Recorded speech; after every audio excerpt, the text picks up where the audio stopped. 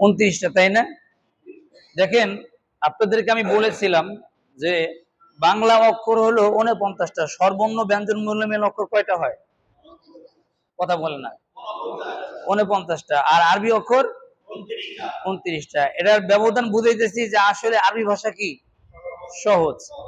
এরপরে বাংলা যদি আমরা একটু খেয়াল করি তাহলে দেখা যাবে যে বাংলায় স্বর চিহ্ন আছে 10টা। কয়টা? আর আরবিতে স্বর চিহ্ন কয়টা? 3টা। কয়টা? জবর জের পেশ। আর বাংলায় ফলা আছে হলো আপনার 7টা। কয়টা? 6 থেকে 7টা। আর আরবিতে ফলা মাত্র 2টা। কয়টা? সাকিন আর আপনারা আজিমপুর গোরস্থান আছে নাকি? কথা বলেন না কেন? আজীব ব্যাপার, কথা বলতেছে না, মানে নতুন শুনতেছে এগুলো। তা আপনারা এগুলো শোনেন না আগে? বলছি না কথা বলতে হবে ভাই, চুপ করে বসে রয়েছেন। আরবিতে ফলা কয়টা? 2টা। কি কি? সাকিন আর তাসদীদ। এই তো মাশাআল্লাহ। এরপর আপনাদেরকে আমি বলেছিলাম যে এই আরবিতে অক্ষর চেনার ক্ষেত্রে জবর জের পেশ, জবর জের পেশের উচ্চারণ জানার ক্ষেত্রে আপনাদেরকে আমি বলেছিলাম জবরে বাংলায় আকার হয়। কি হয়? আকার হয়। জেরে রস্যিকা, পেশে রস্যিকা, পেশে রস্যিকা। তবে ব্যতিক্রমী 7 থেকে 8টা অক্ষর আছে যেগুলো জবরে কি হবে না? আকার হবে না। আকার হবে না। এই লজিক, এই মানে এই টেকনিকে যদি পড়তে পারেন তাহলে আরবি একবার হাতের মুঠে চলে আসবে ইনশাআল্লাহ। কোরআন শরীফ একবার পানি হয়ে যাবে ইনশাআল্লাহ। ঠিক আছে ইনশাআল্লাহ?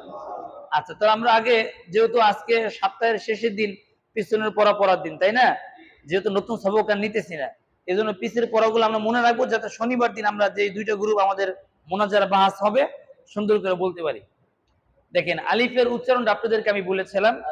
আলিফ আলিফ আলিফ আলিফ আলিফ আলিফ আলিফ আলিফ, বা বা বা বা, তা তা, হা হা। হা উচ্চারণ করার নিয়ম হলো জিহ্বার আগা উপর দাঁতের আগের সাথে মিলাইয়া হা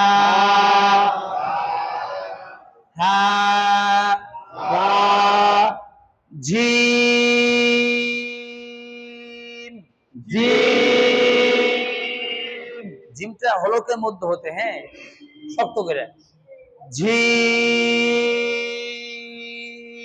জিম। হ্যাঁ, গলায় চাপ দিয়া হ্যাঁ হ্যাঁ। এখানে যে ভুলটা, আমরা অনেকে খরে খা বলি, কি বলি? এটা প্রচলিত ভুল, এটা বলা যাবে না। দাল দাল, লাল লাল। জিহ্বার আগা উপর দাঁতের আগের সাথে মিলে নরম করে, একবারে সফট নরম হবে। লাল লাল লাল লাল। র র, রটা মোটা হবে। কি হবে? মোটা। র র। ঝা ঝা ঝা ঝা। Scene scene. আমরা যখন সিনটা উচ্চারণ করব তখন সিনটা উচ্চারণ করার ক্ষেত্রে আমরা অনেকে শীত দিয়ে উচ্চারণ করব। একটা সাইকেলের চাকার যখন হাওয়া ছেড়ে দেওয়া হয় তখন উচ্চারণ কিরকম হয়? এরকম শব্দ হয় না? তো সিনটা উচ্চারণ করার ক্ষেত্রে এরকম একটা হবে আর কি। সিন সিন শিন শিন। صاد صاد ضاد ضاد طا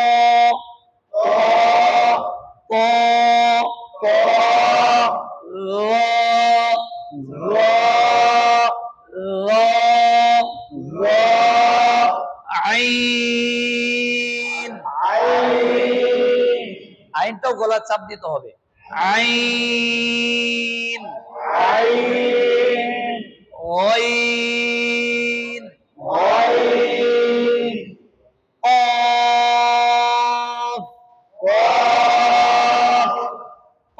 দিয়া কফ,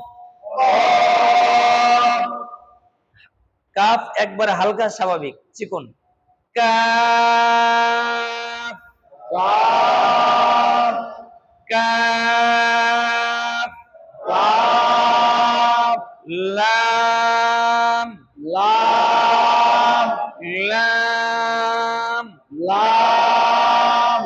এই পর্যন্ত আমাদের অক্ষর ছিল। এরপর আপনাদেরকে একটা মূলনীতি বলেছিলাম আমি। মূলনীতিটা হলো যে একটা জিনিস সারা মনে রাখবেন যে আলিফের উপরে যখন জবর অথবা জের অথবা পেশ তিনটার কোন একটা আলিফের সাথে যুক্ত হবে তখন আলিফটা হামজা রূপান্তরিত হবে নামে। জি। কি হবে? হামজা রূপান্তরিত।